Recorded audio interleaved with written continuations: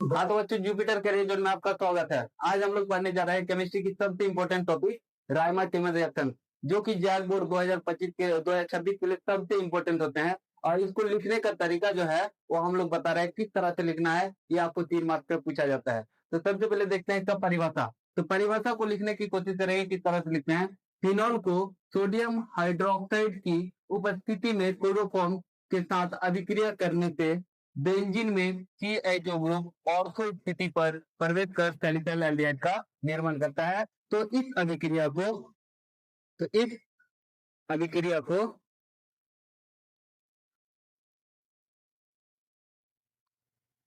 Rymer टाइमन reaction कहलाता है।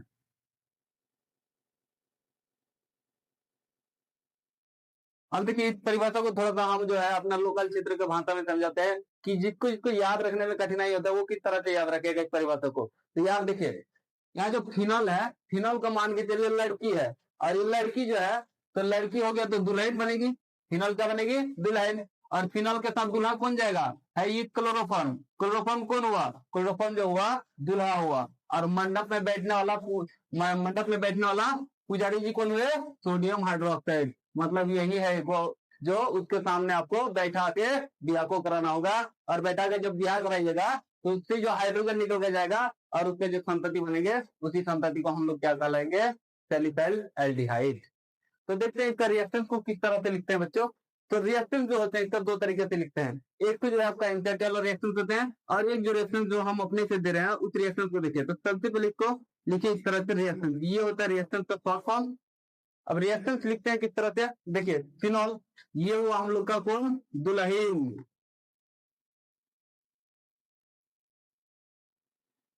दुल्हन, फिनॉल हो गया दुल्हन।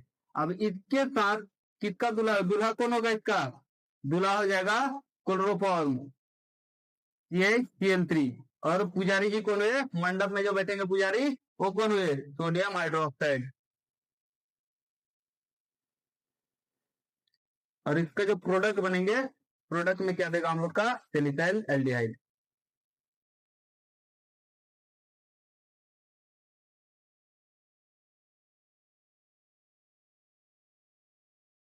ये बन गया हम लोग का सैलिसाइल एल्डिहाइड।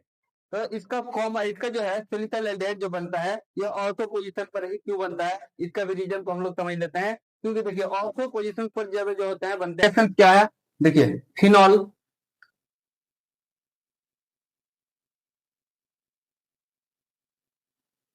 फिनॉल को रिएक्ट कराया है CH CL3 plus AQ NaOH। अब देखिए जब यहाँ पर बेस है तो ये चीज क्या बनाता है? आपका फिनॉक्साइड का निर्माण करता है।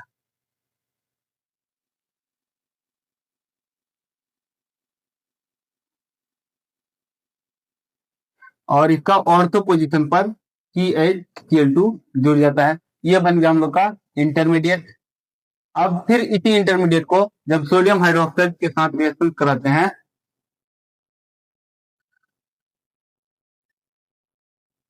तो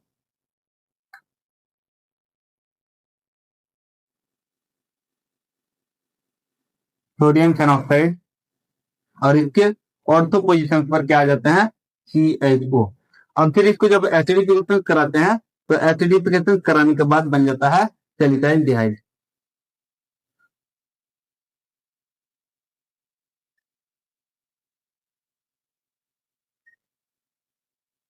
देखिए ऑर्थो पोजीशन पर ही सैलिसाइल डिहाइड क्यों बना? क्योंकि यहाँ पर जो बनता है, इसके और इसके बीच में इंट्रामोलिकुलर हाइड्रोजन बॉन्ड का निर्माण होता है। और एक बार ध्यान रखिएगा कि इंट्रा हाइड्रोजन मोलिकुलर बॉन्ड जो होता है वो इंटरमोलिकुलर हाइड्रोजन बॉन्ड से भी क्या होता है? अधिक मजबूत होते हैं। तो इसका नाम लिख देते हैं सर, सैलिसाइल एल्डिहाइड। ये हम लोग का प्रोडक्ट हुआ। अब ये प्रोडक्ट आया कैसे, किस तरह से आया, इसको तो हम लोग जैसे देखते बोरिंग हो जाता है, लेकिन इसके लिए हम लोग लेकर आए हैं मैकेनिज्म। तो मैकेनिज्म किस तरह से समझेंगे, देखिए आगे